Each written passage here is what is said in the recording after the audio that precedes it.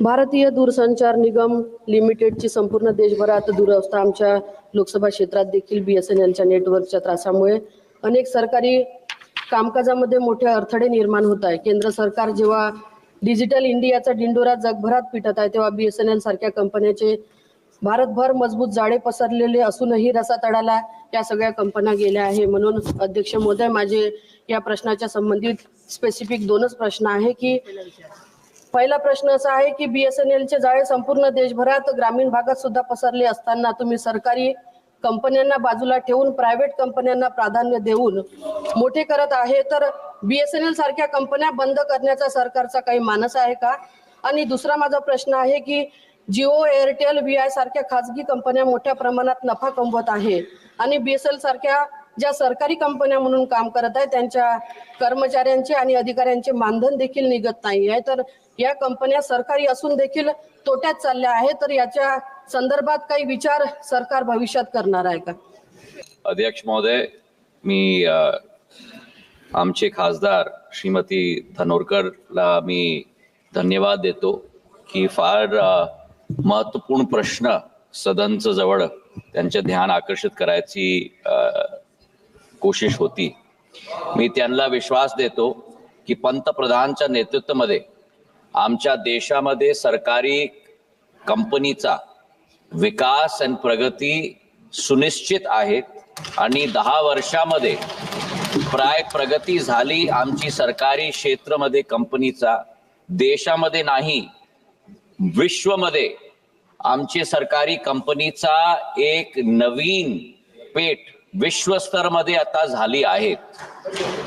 BSNLचा प्रश्न झाला तर मी त्यांना सांगतो की त्यांची सरकार होती ते समेतमध्ये BSNLची काय स्थिती झाली।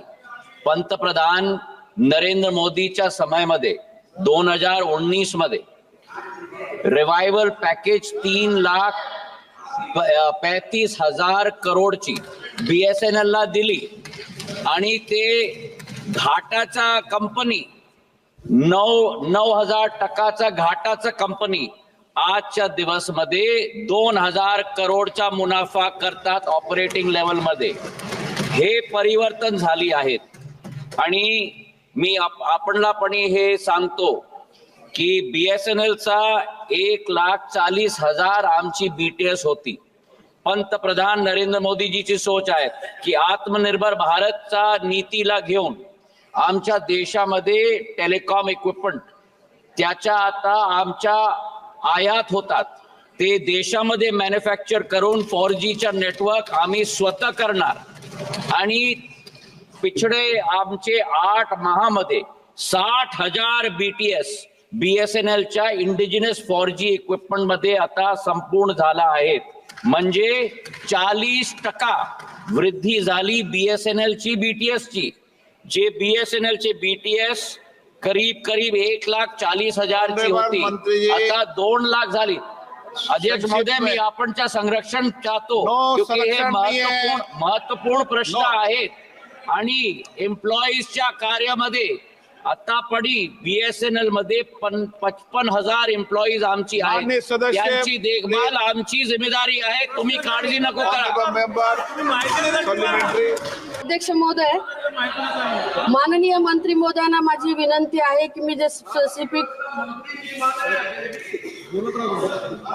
माननीय मंत्री महोदयांना माझी विनंती आहे की मी जे स्पेसिफिक 2 प्रश्न विचारले, मला फक्त त्या प्रश्नाचं उत्तर पाहिजे होतं। मी तुमच्या विभागाची माहिती अजिबात विचारलेली नाही। मागील 10 वर्षात जे तुमचे जिओचे उपभोक्ताधारक असेल, तुमचे BSNLचे आहे, VIचे आहे आणि याच्या अगेन्स्ट मध्ये जाऊन तुमचे BSNLचे तुमचे किती उपभोक्ताधारक आहे याची संक्षिप्त माहिती तुम्ही मला देणार का? आणि देत असाल तर जे आपण पाहिलं असेल की मागच्या 10 वर्षात 50% सुद्धा कर्मचाऱ्याचं मानधन होत नाही आहे। महाराष्ट्राची जनताचा निर्णय तो झाला यांच्याजवळ, आता निवडणुकीमध्ये त्यांचा निर्णय झाला यांच्याजवळ आणि त्याच्यानंतर आता ते मला सांगतात की तुम्ही मोठा उत्तर नको द्या, जनताच्या उत्तरपणी त्यांना स्वीकार नाही, हे स्थिती त्यांची झाली। आता प्रश्न झाला की BSNLचे मोबाईलचे उपभोक्ता, मी त्यांना सांगतो की हे वर्षामध्ये एप्रिलचा माह तर नोव्हेंबरचा महामध्ये 90 लाख उपभोक्ताची बढोतरी BSNL ची झाली. 8,80,00,000 आमचे उपभोक्ता होते, आता आमचे 9,70,00,000 उपभोक्ता झाले. आणि BSNL ची नवीन सर्व्हिस पद्धती, BSNL ची 4G नेटवर्क 1 लाख BTS देशामध्ये मईच्या महामध्ये आमच्या संपूर्ण होणार, हे मी आपणला विश्वास देतो. आणि त्याच्यामध्ये सबसे ज्यादा आमचा महाराष्ट्रामध्ये 2,500 BTS 4G च्या येणार.